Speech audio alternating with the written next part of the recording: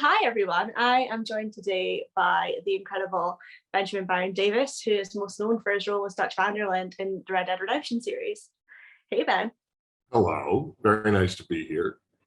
It's good to have you. I've been wanting to interview you for such a long time. I just feel like I love all the characters in their own way, but I feel like Dutch is, I know he's kind of an antagonist, kind of not in the second game. It depends how you look at it, but I just feel like your character has such a, I don't know, I call it a Shakespearean twist.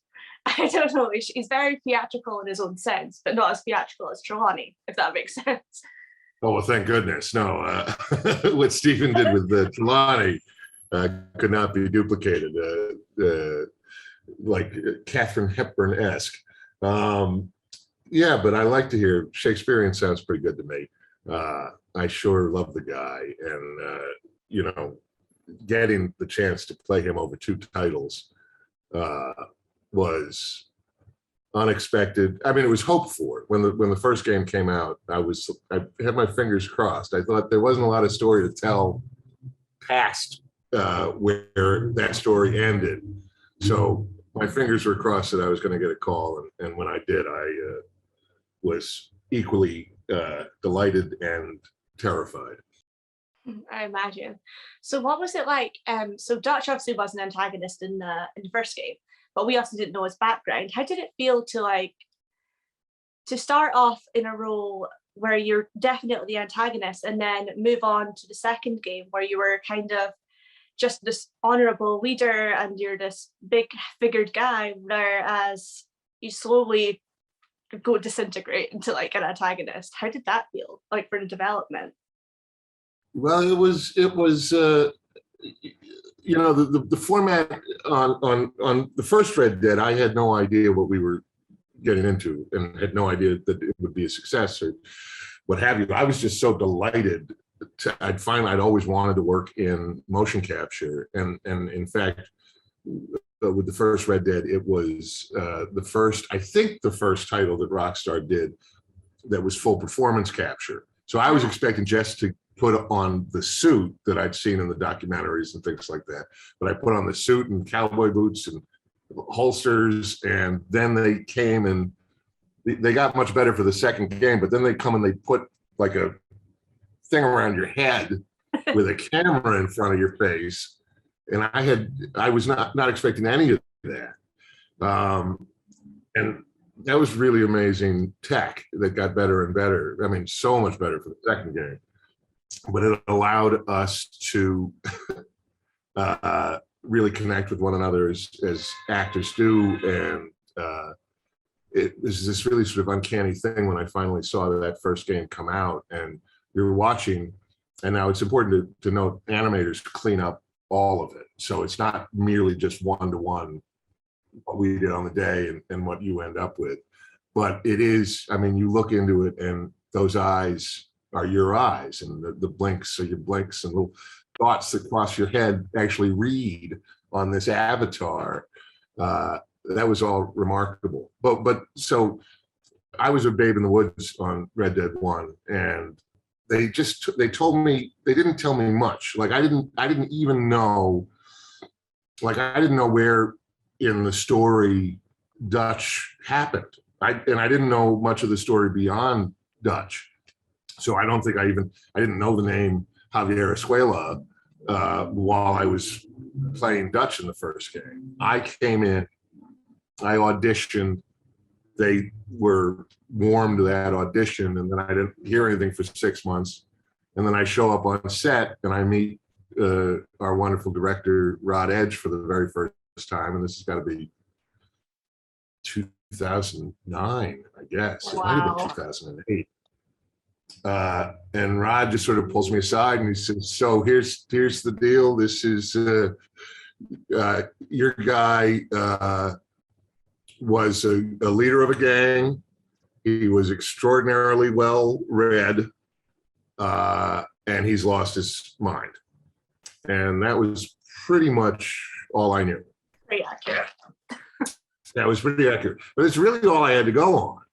But it was enough. And and we had the first week we did, I guess the first scene I did with Rob, who, that's a long story, but Rob and I knew each other before that. Wow, we really? Oh yeah, no, we go back to '02, I think, when we were working together. Goodness. We were both security at a bar called Sky Bar in Hollywood. And so the years later, run into him on that set, and it's like, what are you doing here, man? Oh, I think I'm the cowboy here. And we do the first scene we did together was that great scene with another actor named Joe Achman, who played the professor.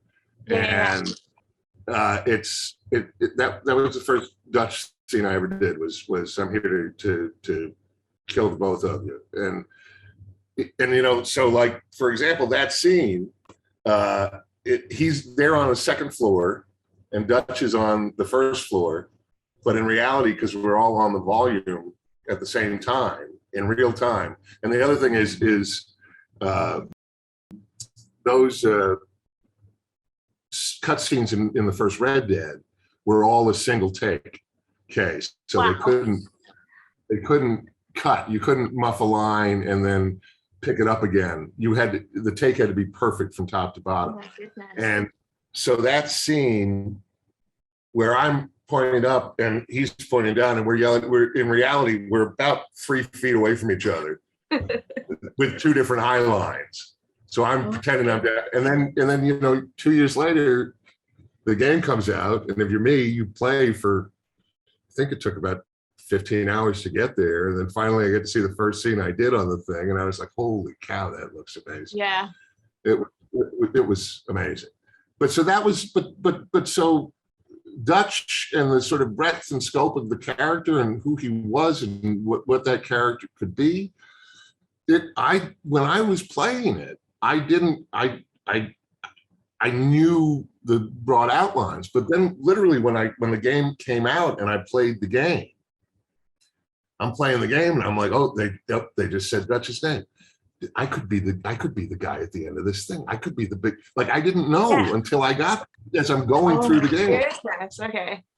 And I was like, I think this is working out. I think he might be the big guy. And then it was, I mean, it was a thrill, but there was so much about Dutch that you learn from, Rob talking to people. I mean, John Marston talking to people on horseback or telling stories to Bonnie McFarlane. And so much detail that I came to learn about the guy. So the idea that I got to revisit him, knowing, it put me in a really unique circumstance on the second title. On the second game, I knew so much, and and so many of the other actors in the gang were in the situation I had found myself in on the first game. But in the second game, I knew who I was. I knew I wasn't going to die. I knew even loosely what the arc was going to be, because I knew we were seeing the gang at full strength. And so we're seeing the gang at full strength. The story that was owed was how the gang fall apart and how did so there's going to be a descent. And what was it? But I kept waiting to find out what it was and what was the catalyst for it. And it was about 2 or 3 years in where it started to become very clear what it was. Although I think what's great about the writing of it, Kay, is that it's ambiguous enough that people are still debating about it. Some people think he got whacked on the head and that's what did it. And some people think, is Dutch an antagonist or is he not? And I'm very on the fence with it. I'm like, yes, but he isn't. Well, he isn't in his mind. He certainly isn't. No, absolutely. But I think that's true. It's a pretty good rule of thumb that the characters that you play are the heroes of their story. Even if they're bad guys, in the dynamic of the story, to themselves, you have to figure out, I think, to play them well, you have to figure out how to endorse their choices. And with a guy like Dutch, that can be, it can be a challenge to sort that. So did you have to add any, did you add any personal touches to Dutch, or was Dutch very own, like his very own person? Or did you have to add stuff to him to make him more, I don't know. I don't know. For me, it's what's on the page. I've told this story before, but when I got called in to do this untitled Western project, I had a couple of years before done a short film that we spent maybe $5,000 on, and went out into the Arizona desert and shot this film for 5 days, as one does.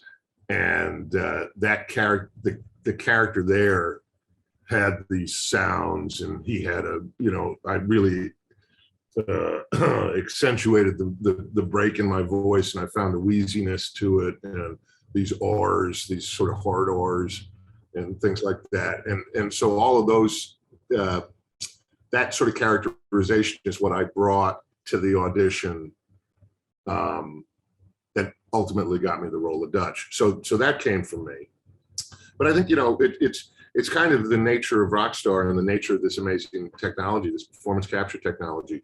Every, the sort of the soul of each of the actors and each of the characters really reads through. So, I mean, it's yeah, Kylie Vernoff is not Susan Grimshaw. No, absolutely not.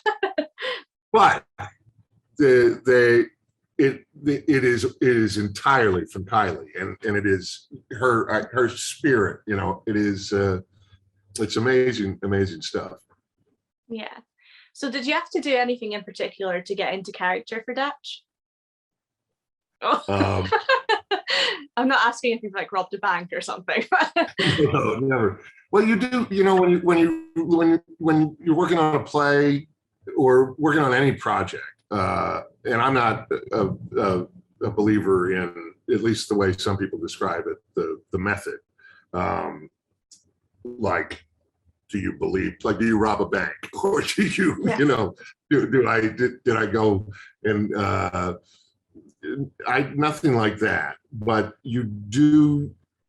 In my career, I found, like I spent a year doing a play in LA where I played the devil for a year. Nice. And and I would find myself, encouraging somebody who had just quit smoking to have another cigarette, or I would, doing things that are kind of devilish. With Dutch, it was more temper, but the other thing about it on the second game in particular was there would be large periods of intense work, and then you'd have sometimes the longest, I think, was 6 months without any work, which is interesting to navigate. But when it was really busy, it would be about 3 weeks of production, and then you'd have about 2 weeks off, and then it'd be 3 weeks. But so when you're in the volume for 15 days in 3 weeks, you're dreaming about people wearing ping pongs all over it screws with your head. But for Dutch in particular, like things that I would do, I was very territorial in the green room. I had a seat, and that was the place that I would sit, and part of it was about my own routine, but part of it also was sort of subtly about how a lot of things about being a leader, like if you're playing a king. I forget, somebody just said this in an interview that was the other day. I can't remember who it was, but you can't really play a king because a king it's in how other people respond to you. And so that was the thing with Dutch, was if it was a guy that I had to intimidate, or I had to make afraid of me or whatever, I would be rather cool to them during the day until the work was done, and then hopefully be nice on the other side of it. but Dutch would rub off on me a little bit. Yeah. But the other thing was after 5 years, like the real challenge was the first couple of sessions, because I was trying to find my way back to what we had done. So who Dutch was, really. Yeah, who he was, what the sounds were. And there's still some stuff in there. At the beginning of it, he was more Southern, like in some of the sounds would be Southern sounds instead of Dutch sounds. And we got to fix a lot of that in post, but there's still some stuff in there where I hear it and I'm like, we're not, Oh, no. I wasn't there yet. But by 5 years in, it was like putting on a comfortable pair of trousers, or sweats or whatever. Yeah. Like and I miss the guy now. It's been a long time. Yeah. I was thinking about this. Obviously, I don't know how much more they could do. Well, they probably could do a lot more of Dutch. But if you were asked to do a Red Dead Redemption 3, and they were asked for you not to do Dutch, how would you feel about that? Would you be a bit like, but why? Why not Dutch? A bit protective. No, well, I adore working for Rockstar Games, and what they do is singular, I think. I'm something of a gamer. I've played a lot of games and I admire a lot of games, and I don't mean to take anything from anyone.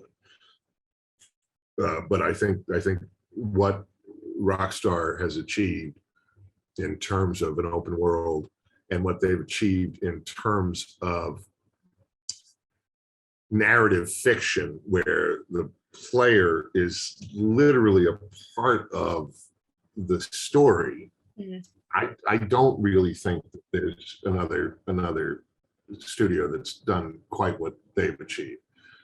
So long and short of it is, I'd work with them in a heartbeat. But I did, before I had done some voices on one of the Grand Theft Autos, and I did a little bit of work on LA Noire, and then on the first Red Dead, I played 2 characters in that game. So if they wanted me to bring me back I'll play whoever. I'm happy to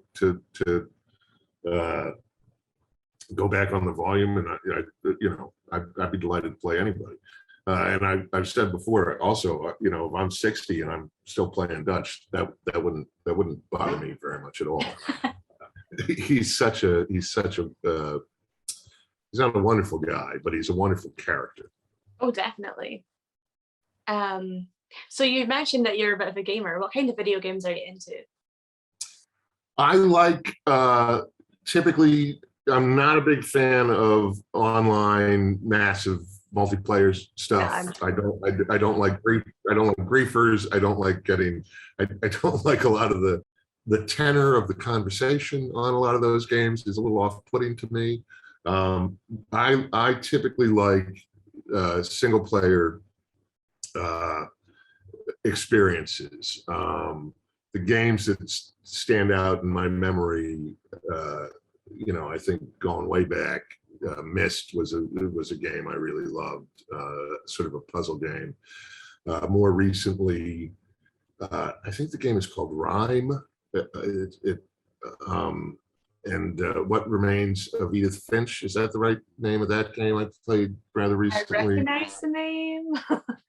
It's really cool. That's a very cool, and that's an indie studios game. I loved Breath of the Wild. I think that's extraordinary.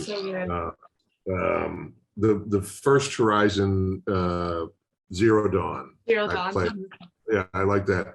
I'm working on the new one. I know Nashir is in that, so I'm eager to get to him. But I just haven't had the bandwidth lately to put the time in between all the streaming shows you've got to watch and all the Oh, I know. Actual life that you have to live. I mean, it's a lot. But usually, it's been in a given year, I'll do one, 2 or 3 titles. And what I like that Alien game from a couple of years back, although it's hard to remember a couple of years back because we've got this sort of the 2-year hole of COVID. Oh, I know. It's kind of a blur to 2 years.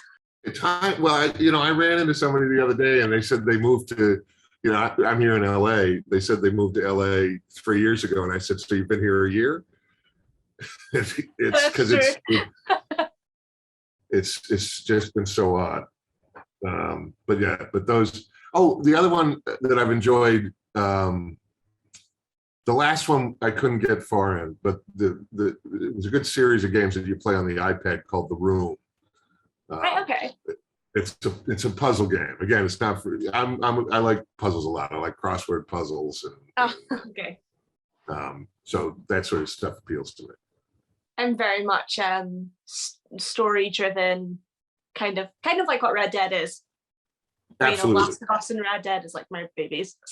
Last of Us is extraordinary, and I played all of the Uncharted games as well. And Naughty Dog, what they do is amazing. And again, yes, it's story driven, but it's also they hire tremendous performers. I mean, Nolan North and Troy Baker and Ashley Johnson. Ashley Johnson. Yeah, Ashley Johnson. They're just exquisite work. And as an actor, who I got out of school, I guess, in '95, and the industry has changed so much, and there's a lot of I think some people can feel rather threatened about this new technology and how actors may be not necessary. But the fact that studios like Rockstar and like Naughty Dog are building technology that is absolutely centers the actor and their work and their skill set around telling these stories is gratifying. And I think any actor that's worried about us becoming extinct or obsolete needn't worry, because it's an amazing time really to be a performer, I think. Absolutely. So as some people might not know, which I'll be really shocked if they don't know, you're an acting teacher, which I think's insane. I think it's amazing and not surprising with your talent. Awesome. But I find you spoke with a student of mine, with Andrew Bongiorno. I was about to say, Andrew Bongiorno. When he said that, I was just like, you need to say that again. Like, you need to mention this again. But he was like, do you know Ben? I was like, no, I haven't played Red Dead like 10 times already. I didn't know what to say. But yeah, is it weird to like find out that one of your students was in a huge game like Mafia? No, not at all. My job is not to get an actor hired. My job is just to help an actor improve. But I've been, I work with a lot of working actors, sort of privately, and then I run a scene study class in Hollywood that will have working actors at any given time. It will be populated by working actors, sometimes directors, actors that are working just in the theater, actors that. So I don't.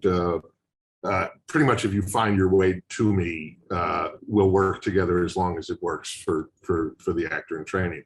Andrew was with me when I was working at another studio in Hollywood for another teacher named Ivana Chubbett, and he was a terrific student. But the long and short of it is, you hope that the actors that you teach go on to do great things, and I've been pretty lucky with watching some actors that I've tried to nurture go on to pretty extraordinary things. It makes you feel pretty good.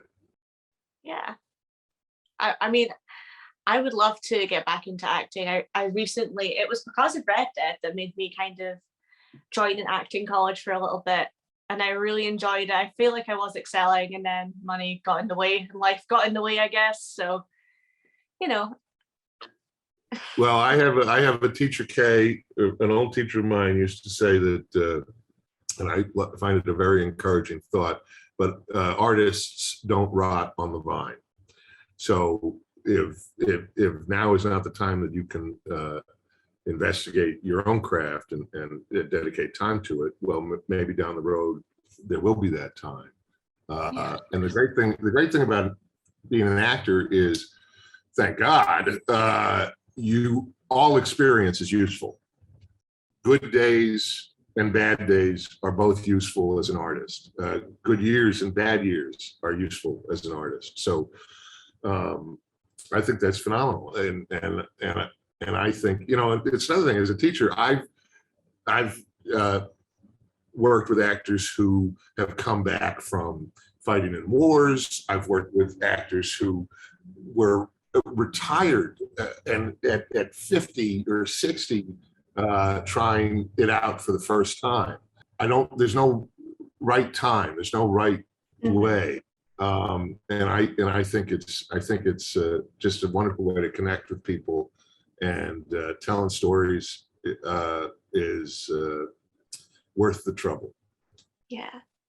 What advice would you have to a student starting out in acting?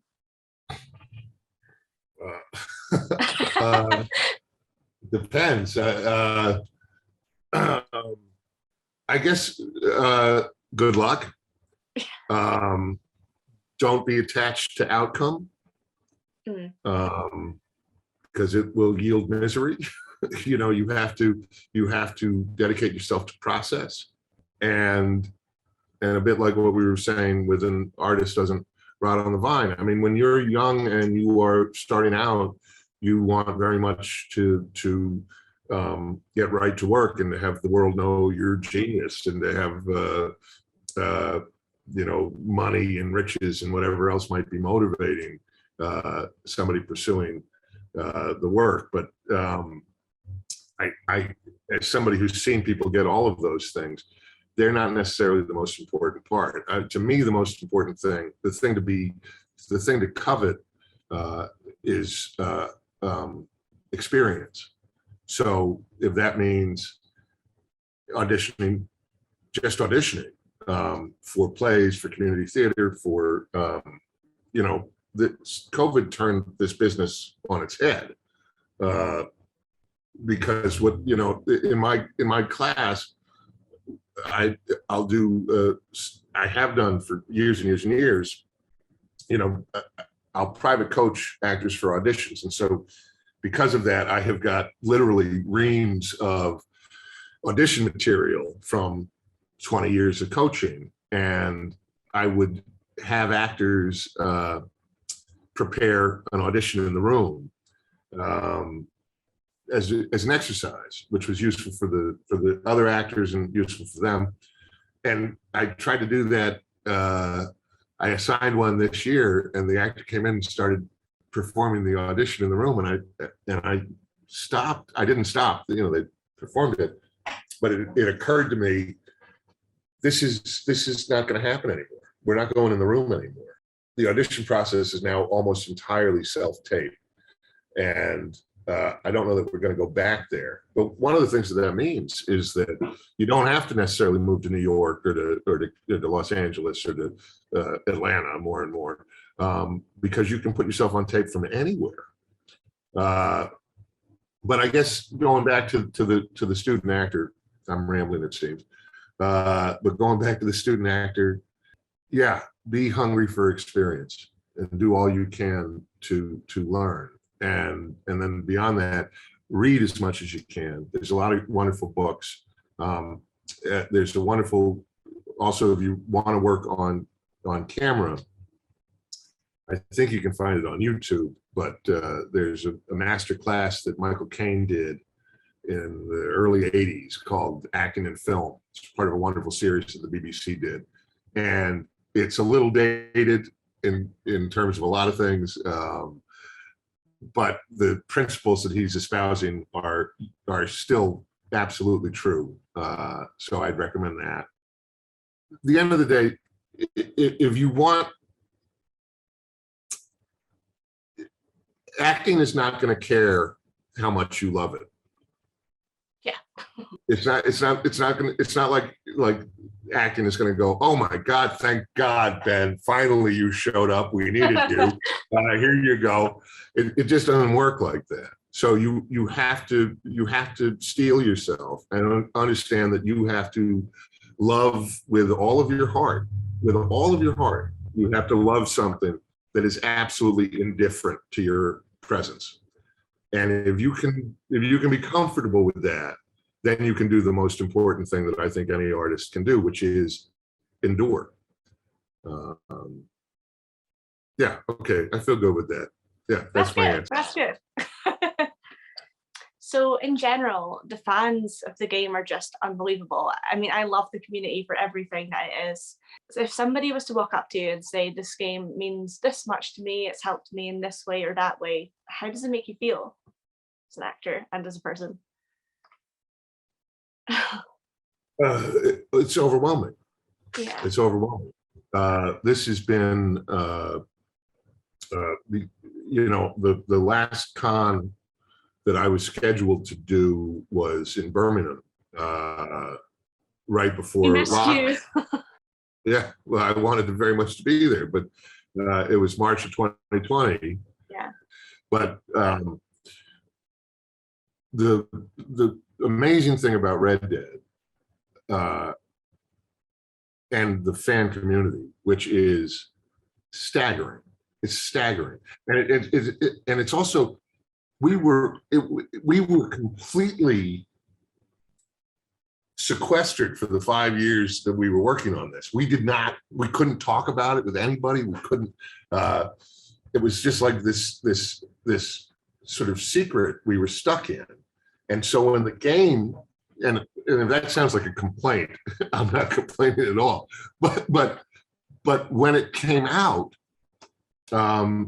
even in the first couple of weeks that it was out, like we still, at least I still was like, are we really allowed to talk about this now? Yeah. But to see it go from just those of us that were working on it into this sort of explosion, really worldwide, which is of people who fell in love with characters, fell in love with the world and the art that is continues to be created from the artists. I mean, I could see some. Is that your artwork on the walls behind me? You?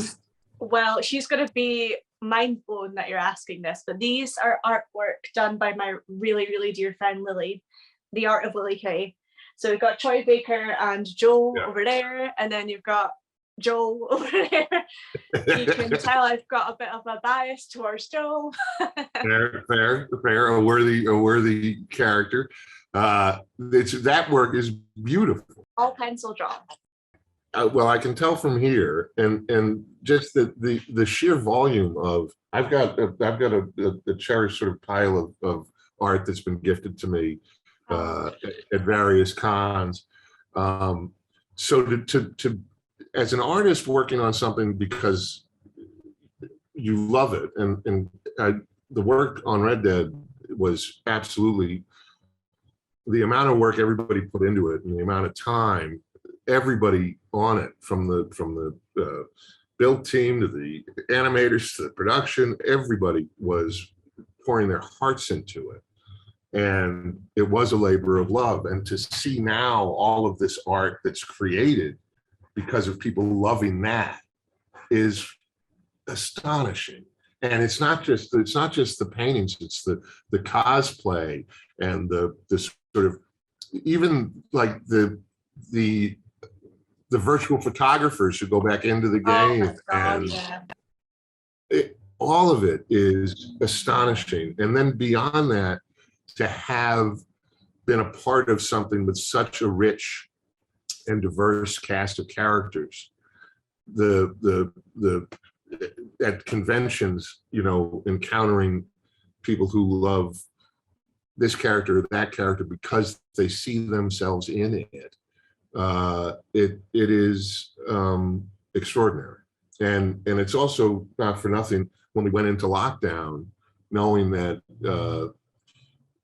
hearing from people who felt that the game had been a respite for them in a dark time, and not just lockdown. I mean, I've heard lots of different expressions of the game being of material support to people. It's not something that when you run off to join the circus, you don't imagine necessarily that you're going to ever get an experience like that. And it's a privilege, and it's overwhelming.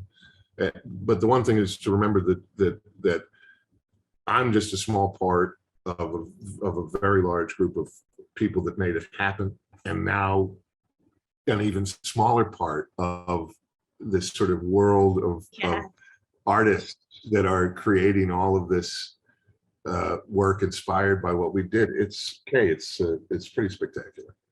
Well, I don't want to go too into this because I know I'm going to get so emotional. The first time I spoke to Rob and I interviewed him, I was on the phone and I just brought up like what the game meant to me, and I went into some detail and I was about crying. I was like, "Are you okay?" "Oh, I'm fine. Just don't say anything else." But yeah, the game really means the world to me. I was bullied every day at school from the age of, from primary school all the way through high school, to the point I was self-harming, and I just hated myself, and there were suicide attempts and stuff. And it was a really hard time, and it was hard to find, I guess, solace and community. I knew I had my family, and obviously they're amazing, but I never really felt like I fit in anywhere until I discovered video games. And Red Dead was the game that, you know, I play it over and over and over, and I always get a different experience, which is amazing. But it's like, I mean, getting to know you guys, I mean, I never thought in a million years I'd be sitting here chatting to some of you guys and getting to know you guys. It's so refreshing, and you know, I feel like I'm pretty happy and I'm in a good place, and you guys are a huge reason for it. That's an honor, and I'm glad you're in a better. I know very well what it is to be bullied, and I know how isolating it can be to be bullied. And I'm so sorry, but I love that you found some peace with the work that we did, and I hope you've learned a thing that I believe. I don't just believe. I know all bullies are cowards. Yeah, I saw you shared something like that on Twitter, and I was like, wow, like this hits. It's true. It's true. And you know what? The survivors of bullying are heroes. So you know, and it starts by being a hero to yourself. And but then maybe you get to be a hero to other people, and I expect that you are. I expect that the work that you do and the honesty that you share is an example to a lot of people, and I think you ought to be justifiably proud. Yeah, I mean, I work in a care home. I look after elderly people with dementia, and I've ever since all this stuff has happened and I've discovered writing and all that, I've shared my own story, and I know it can get really personal and it could get really deep, but it's not to be sharing, it's just to be like, this has happened to me, but I've come out the other side, and you're not on your own, and you don't have to be. Yeah, no, it's the idea that you're on your own or you're alone is a lie that your brain is telling you. Yeah. You're not. You never are. You never will be. No. Yeah, no, you won't. But that's thank you for sharing that. No, thank you for listening. I'm fine. I'm fine.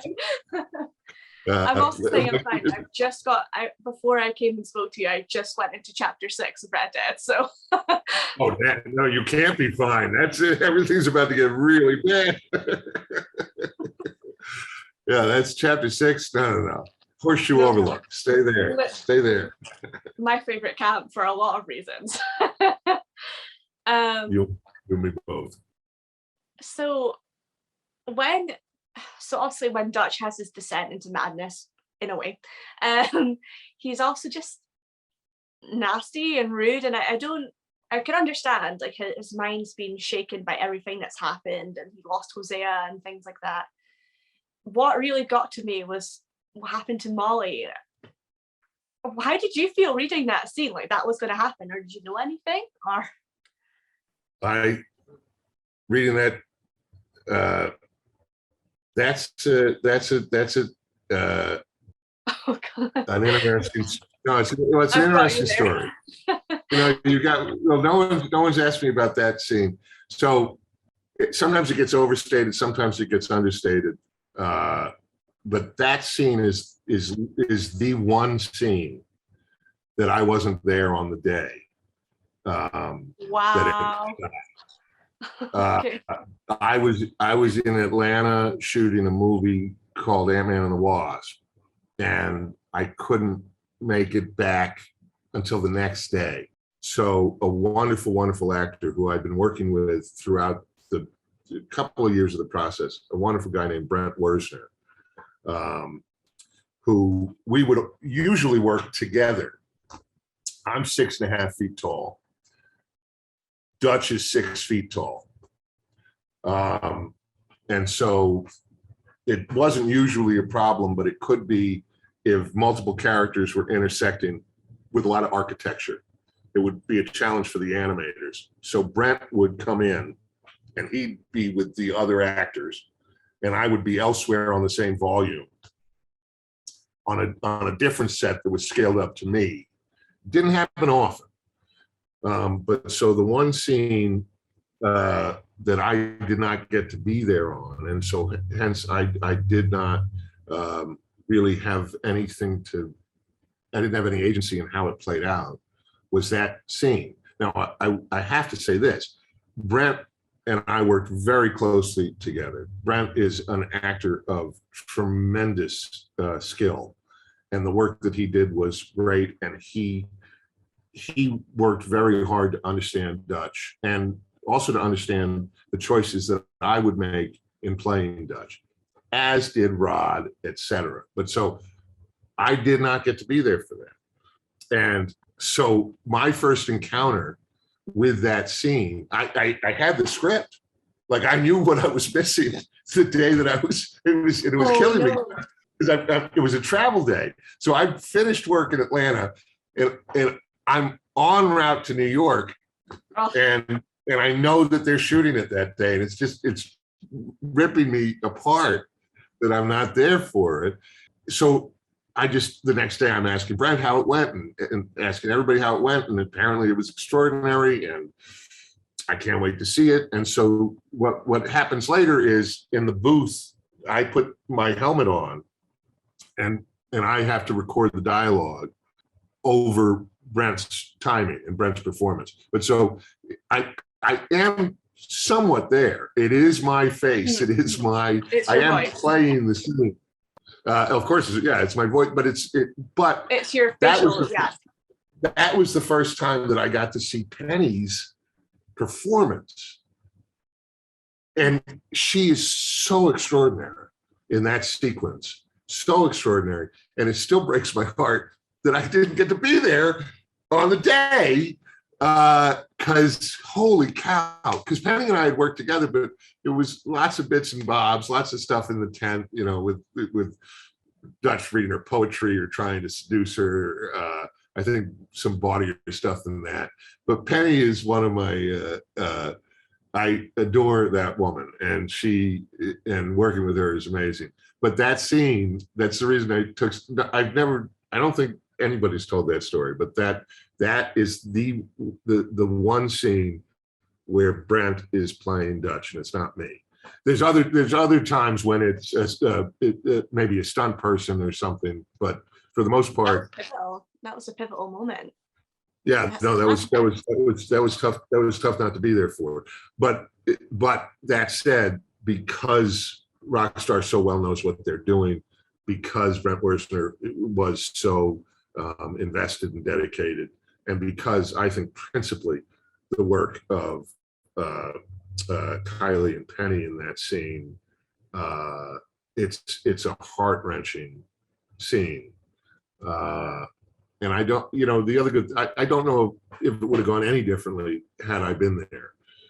But the process was, Rockstar and Rod Edge in particular, we all had quite a lot of, not necessarily influence, but we sorted out the blocking together. We sorted out the dynamics of the scene together. It was a very, very much like an experience you would have rehearsing for a play, where the actors have great agency in what they're doing to a point. I mean, it was the director's, Rod was the last word. But so that scene, that's Brent's. There's one other thing that I know is Brent, which is that I also wish I could have played, which is there's a little moment in the camp when Dutch and Jack meet Kane, and I think name Kane. Yes. Mm-hmm. That is also Brent, Wow. and not Kane. But I think those are the two. But so that's not really a cutscene. The cutscene that he did is that. Still a nice moment, though. But I wanted to work with that dog. I know that dog. That was one of the animated dogs. But that dog was excellent. But I never got to perform a scene with the dog, so I feel a little cheated. I would too. But yeah.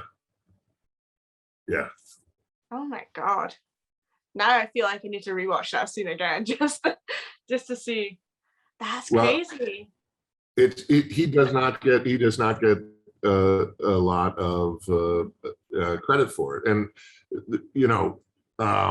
I have seen some places where it overstates that he played Dutch often. It was not often, but it was exceptionally well done when he did it, and knowing he was there.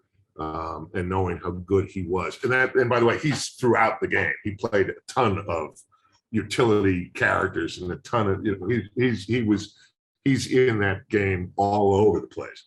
But yeah, he was. We all, each of us had a double that was available if any of us were not available because of the rigors of production.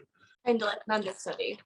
Yeah, an understudy, but somebody who was trained in sort of whether they were trained, whether they just, but so there are scenes where I don't want to. I can only speak to my process, but there are moments where pinch hitters are there because people were unavailable for whatever reason because of their schedule. Because it was a long time to be on one gig. Oh my goodness. So I heard you tell the story about like our time has passed and things like that. Oh our time has passed. When you tripped. Was there any moments like during the performance capture where you had those kind of impromptu moments or like mistakes that made it into the game? Mistakes that made it into the game. There were times where the first pass was all we needed, and you thought you were rehearsing, and it ended up being in the game. Oh, nice.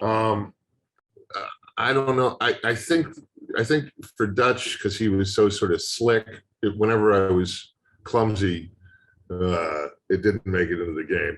The one thing that really bothers me is that there was one scene that got cut. A sequence that got cut that's been talked about before. I think there was a bounty hunter mission where Dutch and Arthur intercept a train bound for Rhodes, populated with all of these bounty hunters, and we killed them all. And in the capture sessions for that, there was a moment where Arthur's overrun. And I'd break through the door and draw both guns and kill both guys and spun both guns and got them back into the holsters. And I got that done.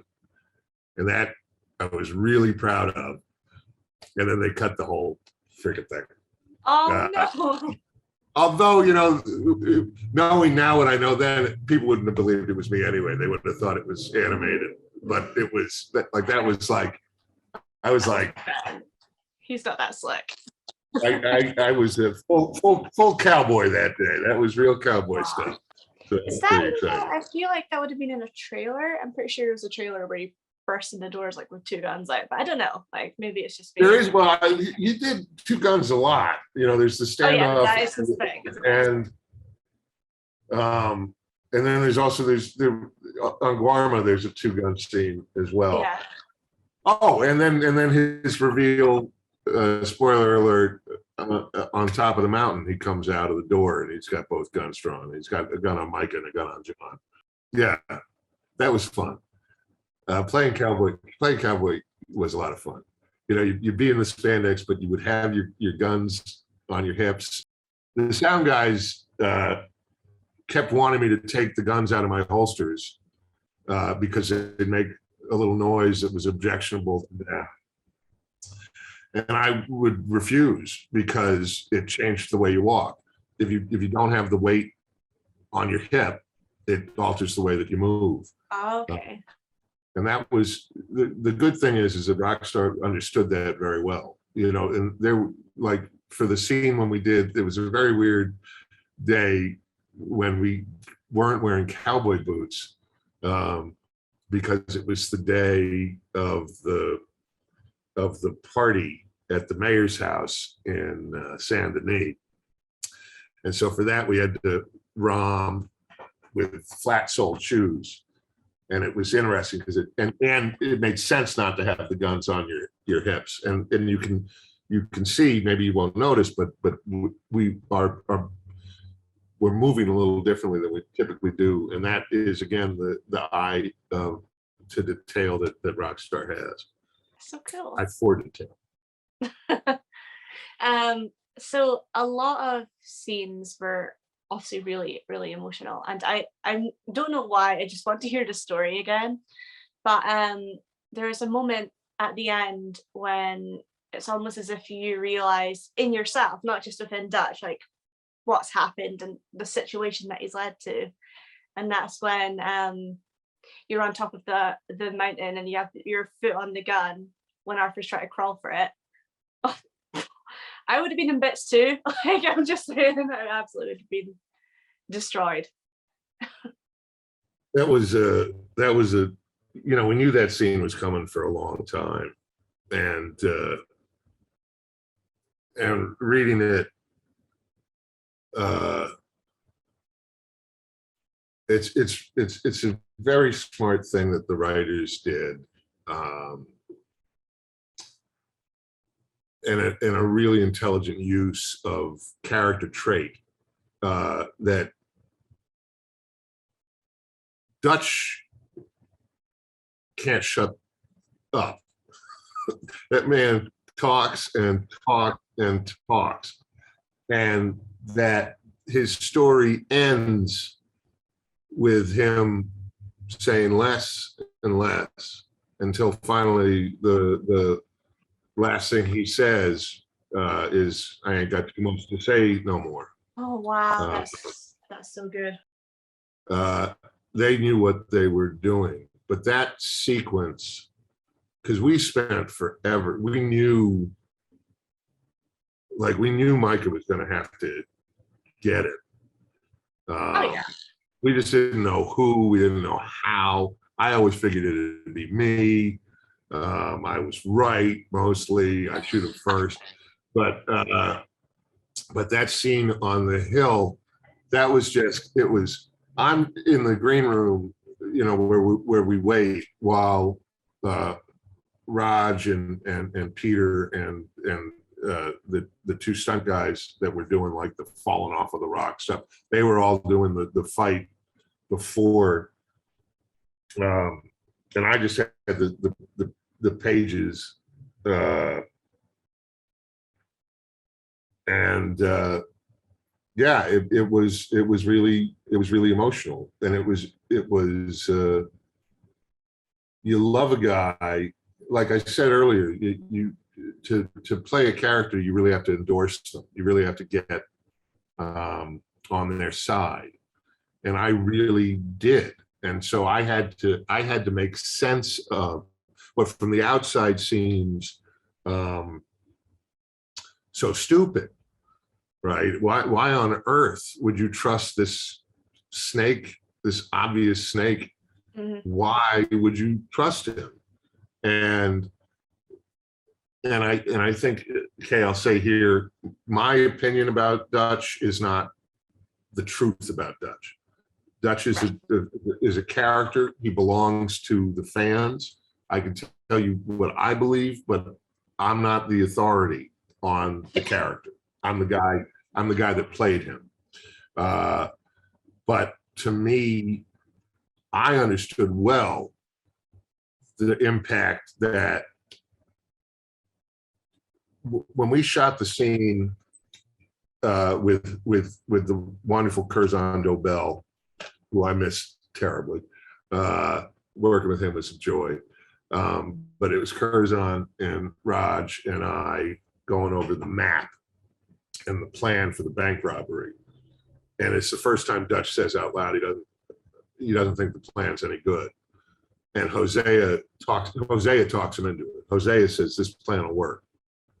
And so Dutch is the doubter, and Hosea tells him to go through with it. And then Hosea, what happens to Hosea happens to Hosea. And I think for me, that's he'd lost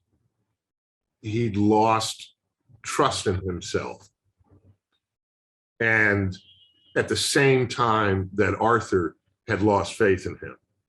So he can't hear Arthur because he can't accept it.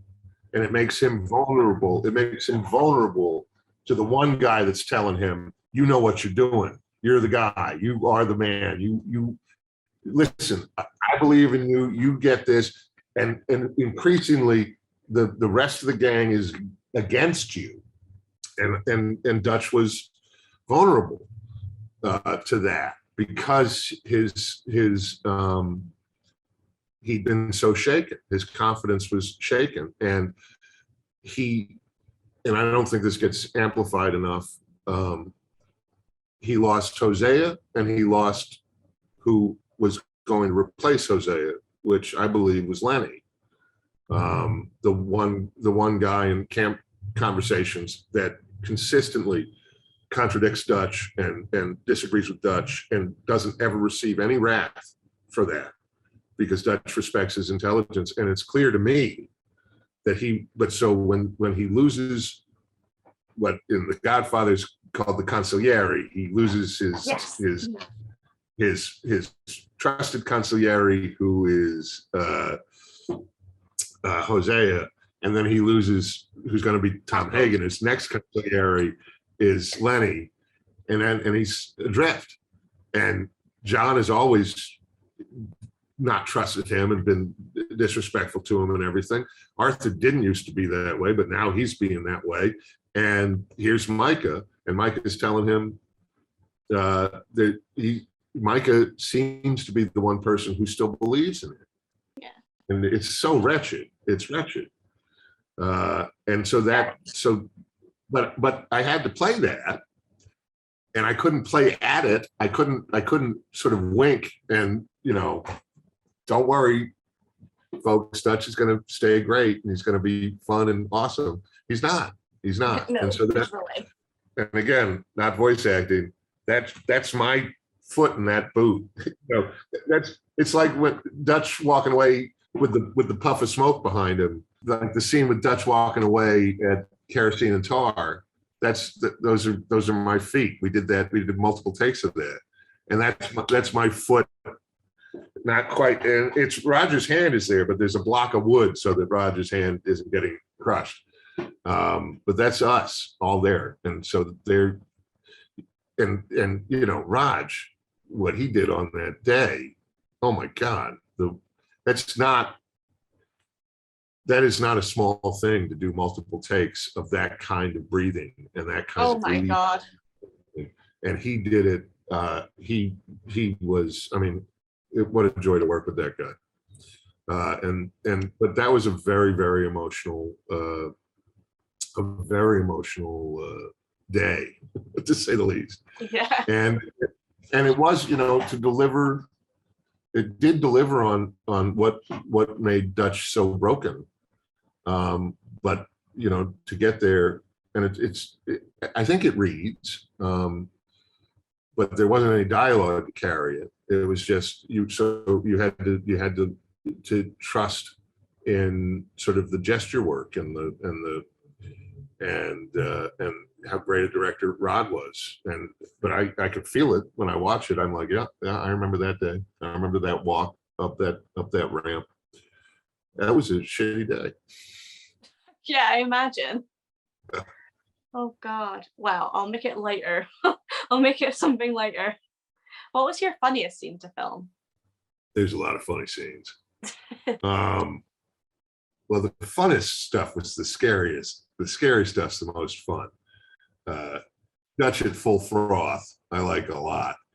But we had a lot of fun. One of my favorite scenes is the fishing scene where we had to sing. So good. So good. That was a great. That was really, I think we thought that was the last day. There was like several last days, and then there was more work to do. But that was very, very close to the end, and that was a lot of fun. And we were rehearsing the song in the green room, and that was a lot of fun. There was some stuff, I guess, that got cut of us trying on clothes or costumes, and there was some funny stuff in there. Oh yeah, the gelding scene was pretty funny. That was really early on. That was very early on. I think that was like the first time I was like, yeah, I found Dutch there. Did Steve actually have pliers out? Like, yeah, he had, everything. Oh my God, it's so good. Anything, well, you didn't actually go, after Pico. No, it didn't go straight. but yeah, big metal ones, I think. And they might have been, you never knew what it was going to be. But anytime you see us picking up anything or holding anything or getting up on a horse or opening a door, climbing up the side of a boat, whatever the hell you see us doing, we did it. That was us. Nice. And it's one of the reasons why it's like voice actor, not really what we did. But that's trying to change people's nomenclature on that has proven to be a pretty tough hill to climb. So good. I really applaud what you guys do. Like, it's so good. I've just taken down a bunch of random notes, and one of my questions is Australia or Tahiti? To what end? Like where would I rather go? Yeah. Where would Dutch? Well, no, Dutch would probably rather Tahiti, but I don't think Dutch wanted to go to Tahiti. I don't think he wanted to go to Tahiti. I think he wanted to keep keep going. Yeah, just keep. There had to be a mission, and the West was screwed. The Midwest was screwed. The East was screwed. America was over. So, but I think once they got back from Guarma, I don't think he mentions Tahiti again. No, he's like, no. I don't think he thought that was such a good idea. Because the thing that he found out is, even if you go to Guarma, you still got to deal with all of the shit that comes with it. The people at the top, and that's Dutch over and over again. See, people get to the top. They get to the top where he's trying to take his gang. And when they get to the top, they turn into exactly the thing he doesn't want to be. He doesn't want to be Catherine Braithwaite. He does not want to be Angelo Bronte. He does not want to be, who's the leader on Guarma? Leon. I forget. Leon? No, Leon is Hercule? No, Hercules, he's on our side. Fusar. That guy. Fusar. It's Fusar. He doesn't want to be Fusar. And so wherever he goes, and I think that's another thing that contributes to his destabilization, is this understanding that this dream he has, this utopia he imagines, there's no way to get there because it corrupts it, and he will be corrupted. And of course, he becomes corrupted. Yeah. Something as well, and this is just like me randomly thinking of this, but he never really acknowledges that Arthur was sick. Like at one point he just says, "Are you okay, son?" And then the rest is kind of just like he ignores it, even though he's literally flailing about on the floor. Is that attributed to his dissent or his lack of trust, do you think? I think it's an interesting question. My instinctive answer is it's more denial. Yes. There is one moment that he addresses it directly, which is when he says, "You don't have long, but the rest of the gang does. You know, Dutch is not giving up on the idea of getting the gang to some kind of arrival, even though it's increasingly impossible. But I also think, you know, it's interesting because I'll read people's comments and they are angry that Dutch walks away from Arthur and Micah at the end there. And what the hell was Dutch going to do? Yeah. Like hold him in his lap and say, "Forgive me, son. I completely destroyed our lives." It's not really. Kiss me, I'll get TV. Yeah, right. No, right. Give me the fate that you have. Cough on me. But it is interesting. The Dutch doesn't address it. But for me, I think it's probably most closely related to denial. You know, which he can do for a while, but then as Arthur gets increasingly frail, it's just sad. And I don't think Dutch likes to dwell on that sort of thing. Yeah, it's understandable. I mean, you've already got so much shit going on. You're watching somebody that you basically raised going through all that. Yeah. That's horrible. Yeah. It's a tough road they walked. Yeah. Those guys. Looking back, it's weird to say that was a game with a sense of comfort. You're just like, I've just sobbed for a good hour at this game. Yeah. But something that I wanted to ask you, because I am meeting you in Edinburgh, and this is exciting times.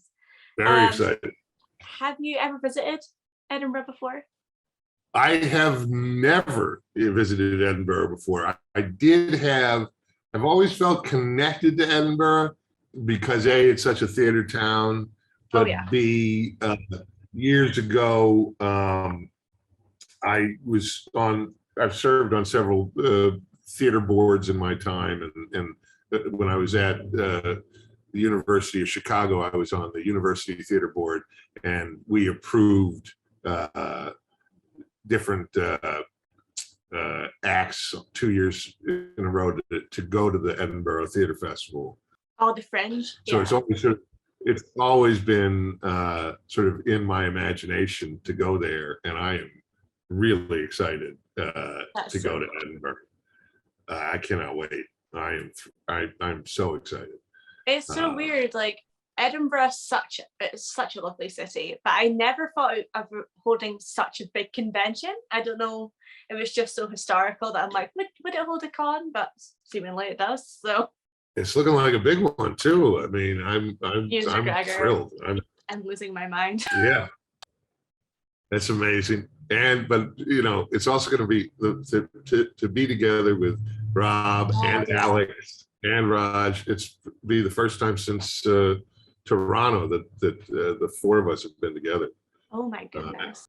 And that was 2019, I guess. Oh my God, that's mad. So, well, I love your guys' friendship. It's so nice. Like, oh, that's friendship goals right there.